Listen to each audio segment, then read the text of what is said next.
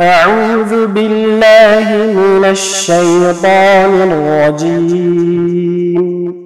بسم الله الرحمن الرحيم. الحمد لله الذي أنزل على عبده الكتاب ولم يجعل له عوجا قيما لينذر بأسا شديدا من لدنه ويبشر المؤمنين الذين يعملون الصالحات أن لهم أجرا حسنا ماكثين فيه أبدا وينذر الذين قالوا اتخذ الله ولدا ما لهم به من علم ولا لآبائهم كبرت كلمة تخرج من أفواههم إن يقولون إلا كذبا فلعلك باخع نفسك على آثارهم إن لم يؤمنوا بهذا الحديث أسفا إنا جعلنا ما على الأرض زينة لها لنبلوهم أيهم أحسن عملا وإنا لجاعلون ما عليها سعيدا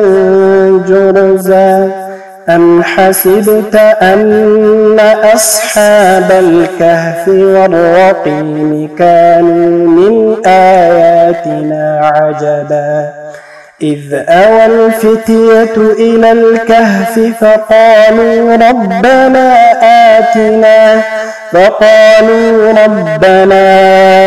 آتنا من لدنك رحمة وهيئ لنا من أمرنا رشدا فضربنا على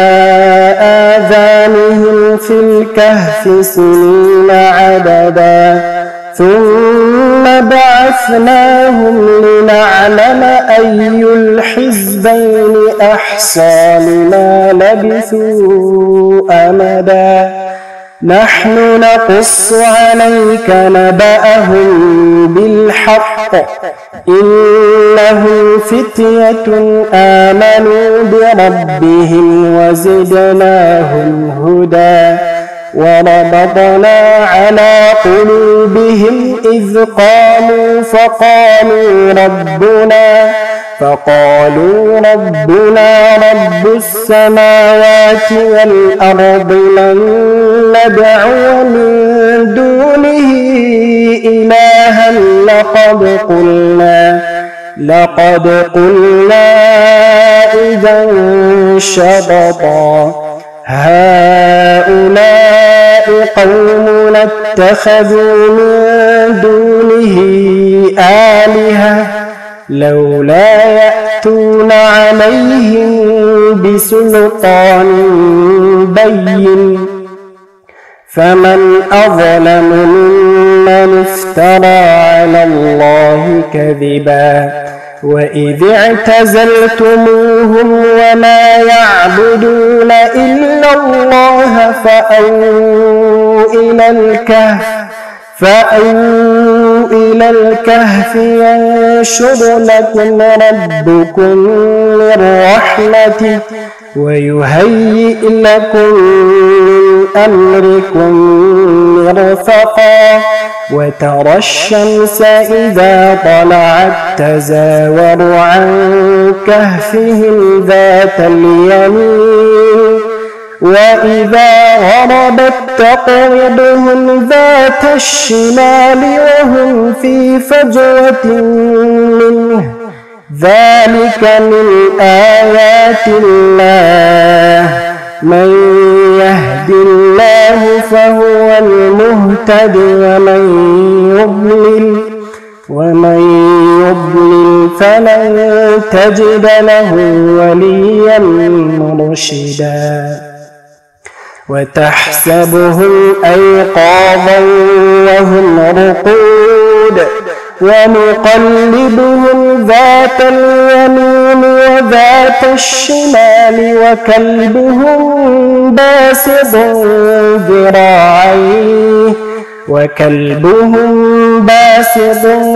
ذراعيه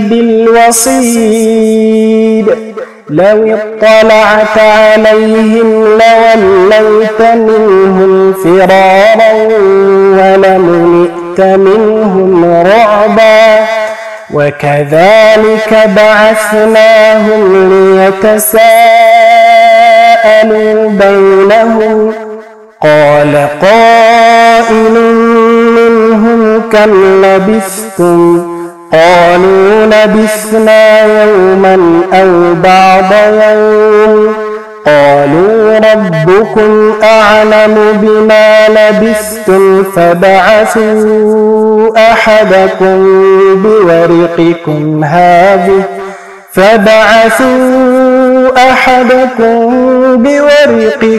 هذه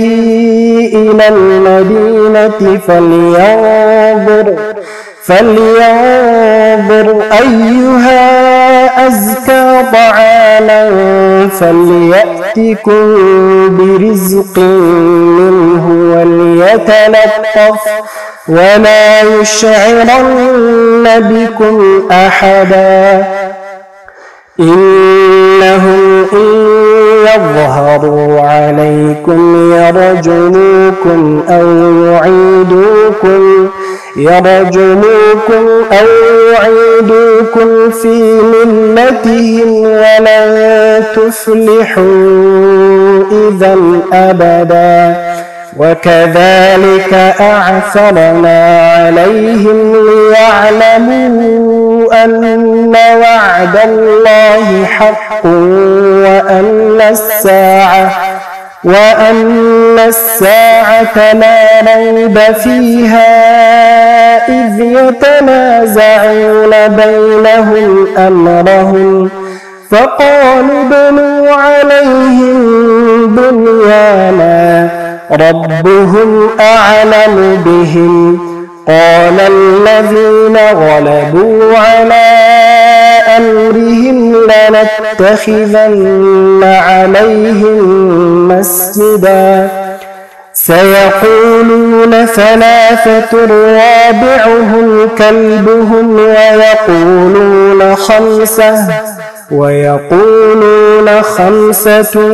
سادسهم كلبهم رجما بالغيب ويقولون 7 وثامنهم كلبهم قل ربي أعلم بعدتهم ما يعلمهم إلا قليل فلا تمار فيهم إلا مراء ظاهرا ولا تستفت فيهم منهم أحدا ولا تقولن لشيء إني فاعل ذلك غدا إلا أن يشاء الله واذكر ربك إذا نسيت وقل عسى أن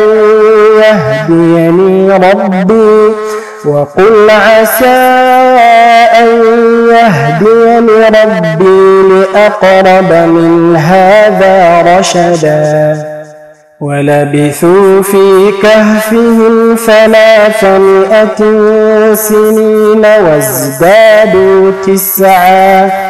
قل الله أعلم بما لبثوا له غيب السماوات والأرض أبصر به وأسمع ما لهم من دونه من ولي ولا يشرك في حكمه أحدا واتل ما أوحي إليك من كتاب ربك لا مبدل لكلماته ولن تجد من دونه ملتحدا واصبر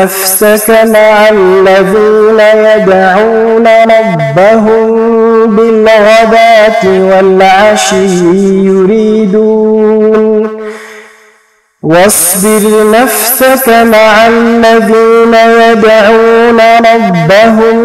بالغداة والعشي يريدون وجهه ولا تعد عيناك عنهم تريد زينة الحياة الدنيا ولا تطع من أغفلنا قلبه عن ذكرنا واتبع هواه وكان أمره فرطا وقل الحق من ربكم فمن شاء فليؤمن ومن شاء فليكفر إنا أعتدنا للظالمين نارا أحاط بهم سرادقها وإن يستغيثوا يغاثوا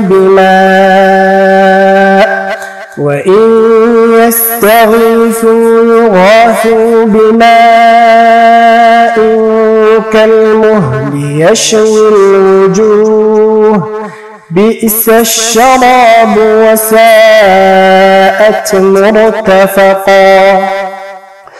وقل الحق من ربكم فمن شاء فليؤمن ومن شاء فليكفر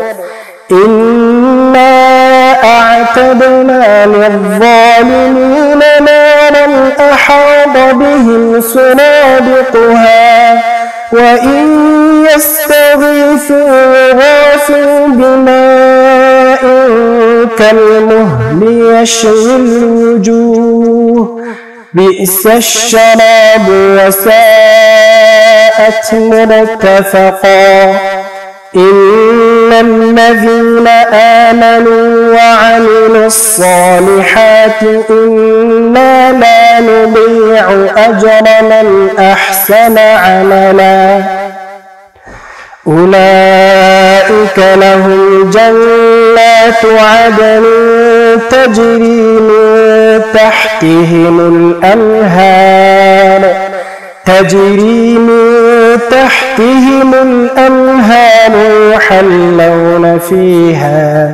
يحلون فيها من أساور من ذهب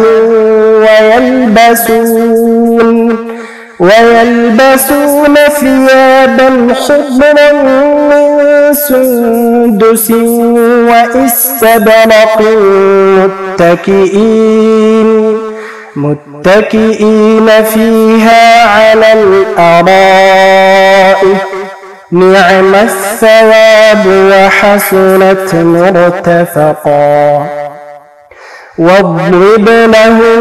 مثلا الرجلين جعلنا لأحدهما جنتين من أعناب وحففناهما بنخل وجعلنا بينهما زرعا كلتا الجنتين آتت أكلها ولم تظلم منه شيئا وفجرنا خلالهما نهرا وكان له ثمر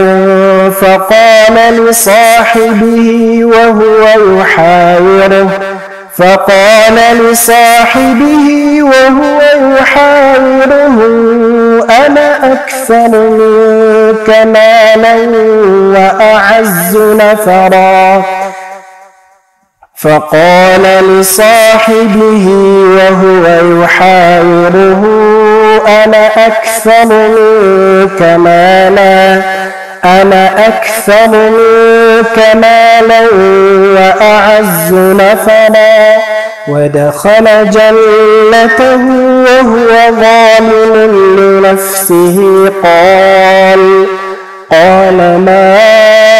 أظن أن تبيد هذه أبدا وما أظن الساعة قائمة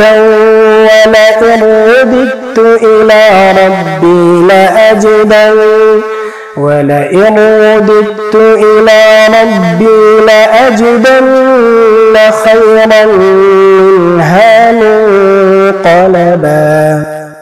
قال له صاحبه وهو يحاوره أكفرت بالذي خلقك من تراب ثم من نطفة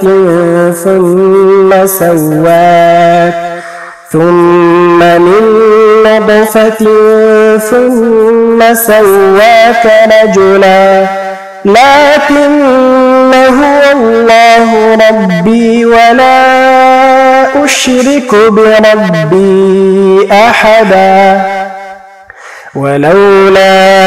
إذ دخلت جنتك قلت ما شاء الله لا قوة إلا بالله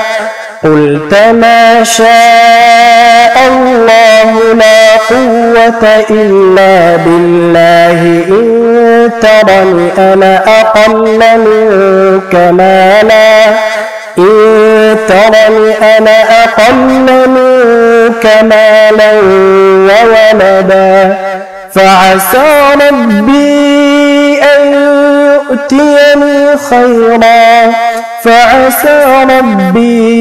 أن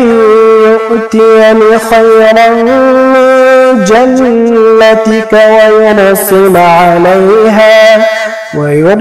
عليها حسبانا من السماء فتصبح صعيدا زلقا أو يصبح ماؤها غورا فلن تستطيع له طلبا وأحيط بثمره فأصبح يقلب كفيه على ما أنفق فيها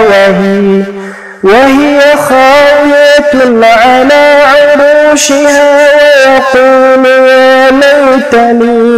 ويقول يا ليتني لم أشرك بربي أحدا ولم تكن له فئة ينصرونه من دون الله وما كان منتصرا هنالك الولاية لله الحق هو خير ثوابا وخير عقبا واضرب لهم مثل الحياة الدنيا كماء أنزلناه من السماء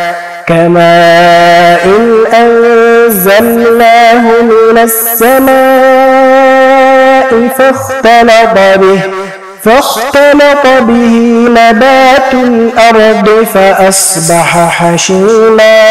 فأصبح هشيما تذروه الرياح وكان الله على كل شيء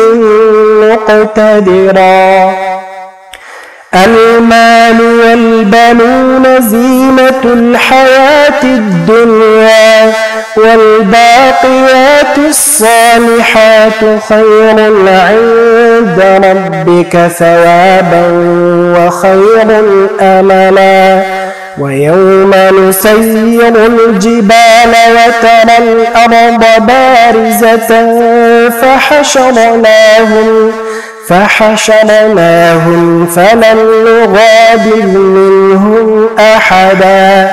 وعرضوا على ربك صفا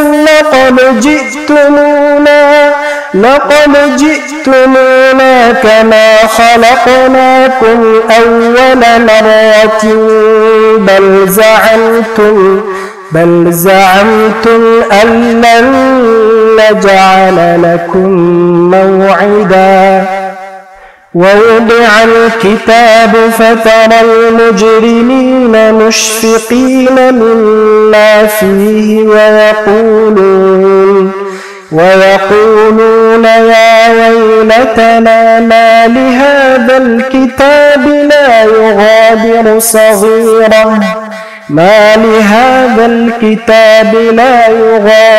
صغيرة ولا كبيرة إلا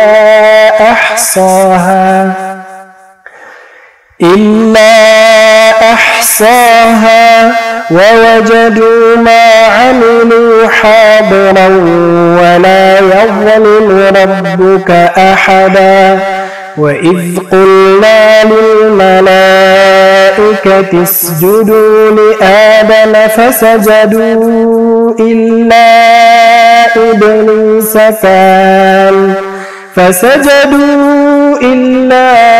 إبليس كان من الجن ففسق عن أمر ربه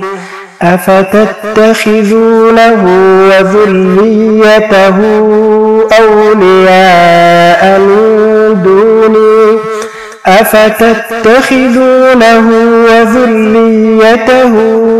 أولياء من دوني وهم لكم عدو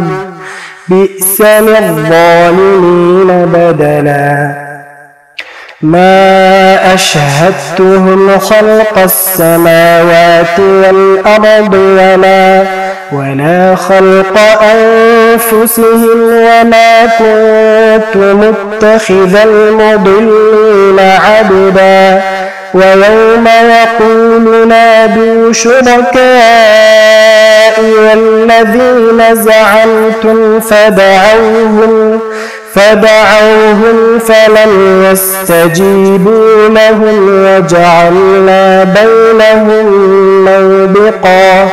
ورأى المجرمون النار فظنوا أنهم واقعوها ولم يجدوا عنها مصرفا ولقد صرفنا في هذا القرآن للناس من كل مثل وكان الإنسان أكثر شيء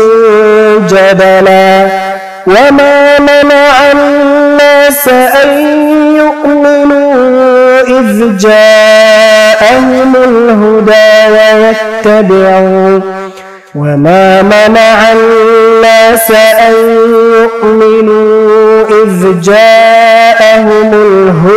ويستغفروا ربهم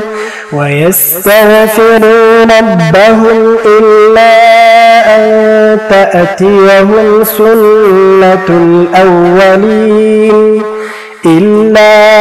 أن تأتيهم سنة الأولين أو يأتيهم العذاب قبلا وما نرسل المرسلين إلا مبشرين ومنذرين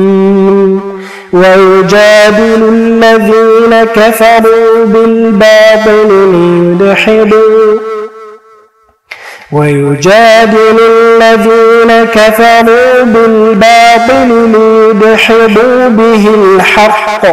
واتخذوا آياتي وما أنذروا هزوا ومن أظلم ممن ذكر بآيات ربه فأعرض عنها ونسي ما قدمت يداه إنا جعلنا على قلوبهم أكنة أن يفقهوا ومن أظلم ممن ذكر بآيات ربه فأعرض عنها ونسي ما قدمت يداه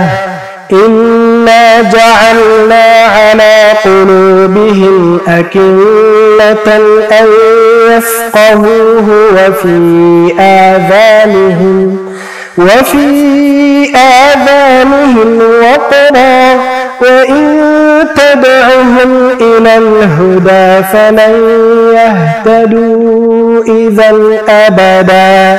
وربك الغفور ذو الرحمة لو يؤاخذهم بما كسبوا لعجل لهم العذاب بل لهم موعد لن يجدوا من دونه موئلا وتلك القرى أهلكناهم لما ظلموا وجعلنا لمهلكهم موعدا وإذ قال موسى لفتاه لا أبرح حتى أبلغ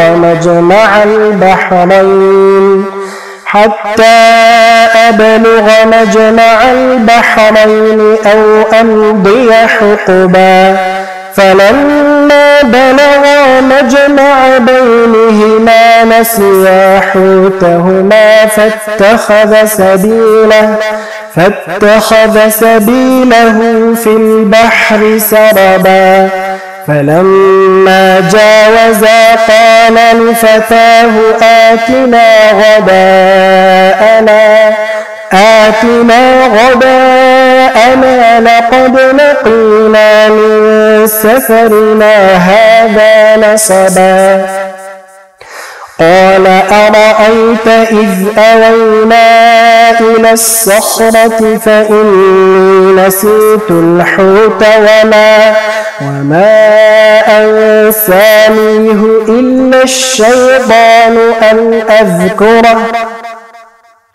وما أنسانيه إلا الشيطان أن أذكره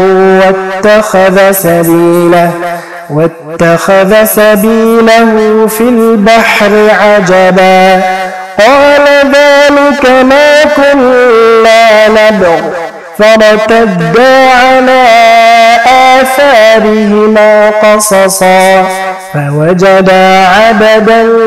من عبادنا آتيناه رحمة من عندنا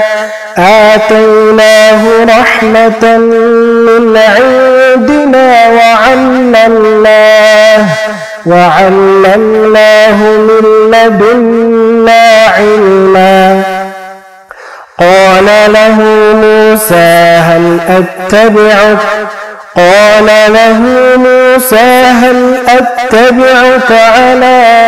أن تعلمني مما علمت رشدا قال إنك لن تستطيع معي صبرا وكيف تصبر على ما لم تحط به خبرا قال ستجدني إن شاء الله صابرا ولا أعصي لك أمرا قال فإن اتبعتني فلا تسألني عن شيء حتى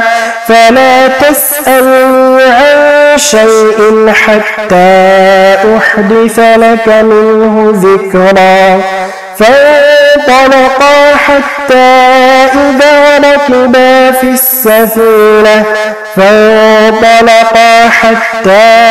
إذا ركبا في السفينة خرقها قال أخرقتها لتغرق أهلها لقد جئت شيئا إمرا قال ألم أقل إنك لن تستطيع معي صبرا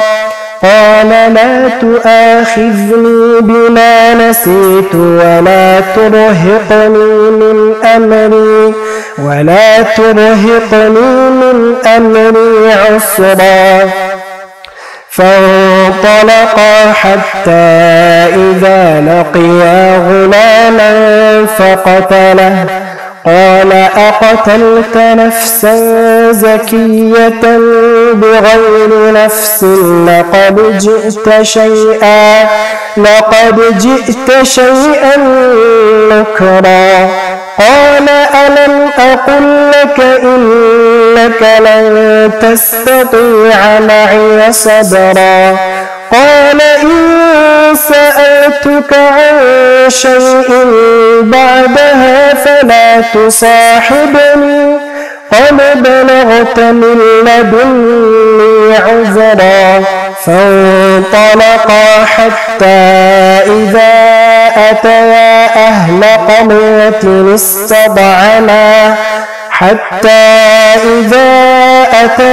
أهل قرية استضعنا أهلها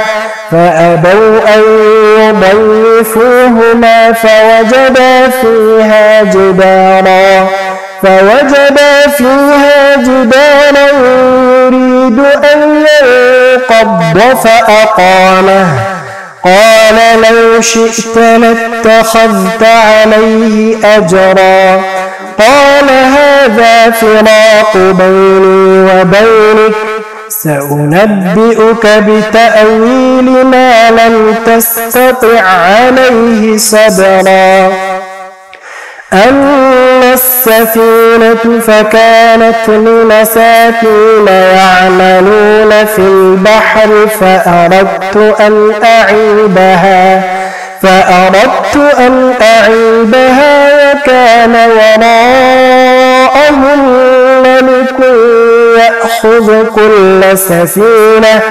وكان وراءهم ملك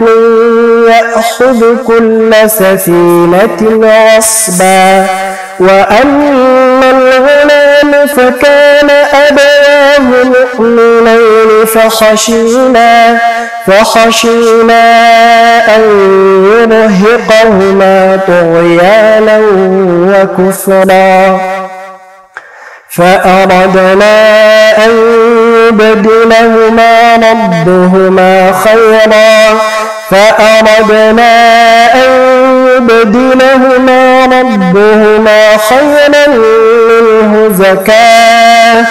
خيرا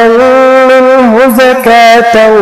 وأقرب رحما وأما الجدار فكان لغلامين يتيمين في المدينة وكان تحته كنز لهما وكان أبوهما صالحا فأراد ربك أن يبلغا أشدهما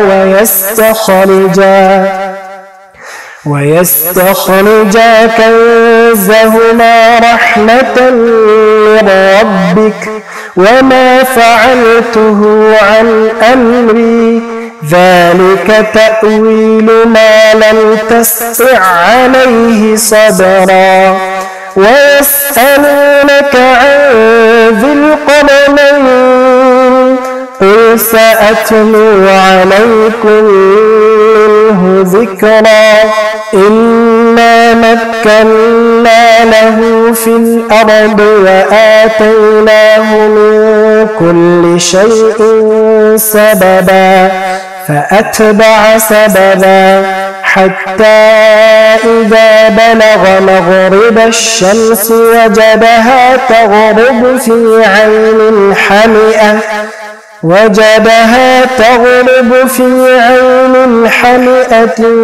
ووجد عندها قوما قلنا يا ذا القرنين إما أن تعذب وإما أن تتخذ فيهم حسنا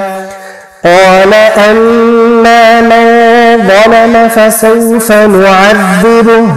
ثم يرد إلى ربه فيعذبه عذابا نكرا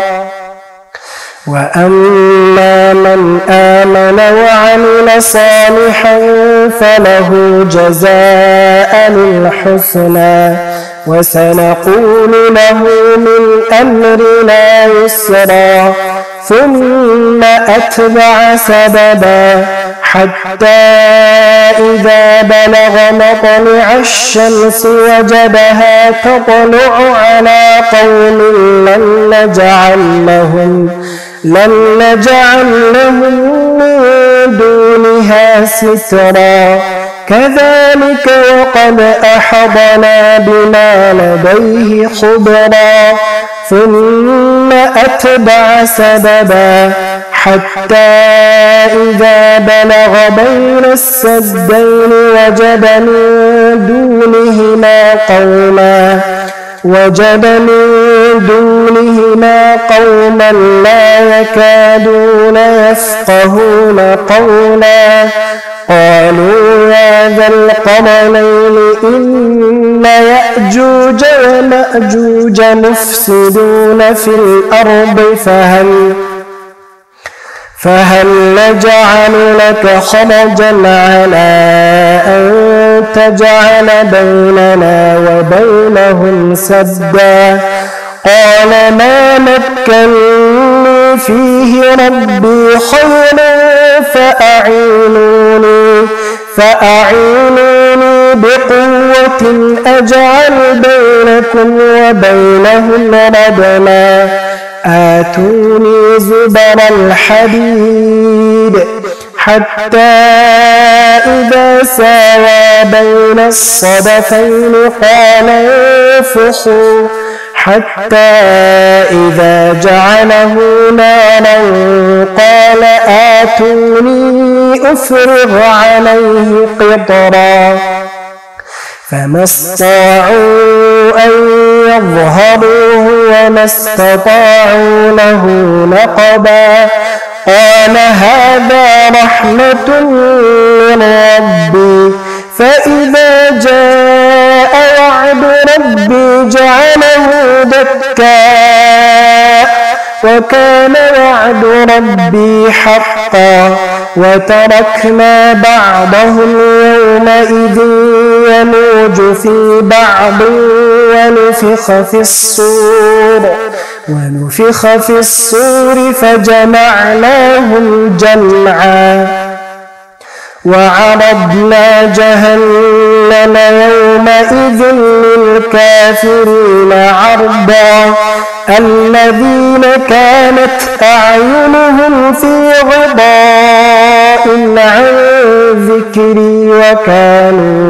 وكانوا لا يستطيعون سمعا أفحسب الذين كفروا أن يتخذوا عبادي من دوني أولياء إنا أعتدنا جهنم للكافرين نزلا قل هل ننبئكم بالأخسرين أعمالا الذين ضل سعيهم في الحياة الدنيا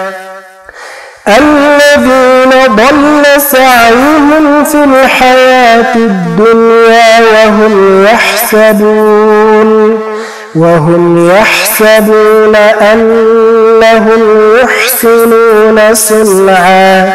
أولئك الذين كفروا بآيات ربهم ولقائه فحبطت أعمالهم فلا نقيم لهم يوم القيامة وزنا ذلك جزاؤهم جهنم بما كفروا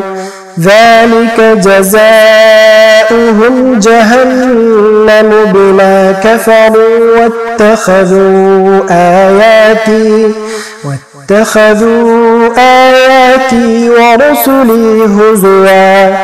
إن الذين آمنوا وعملوا الصالحات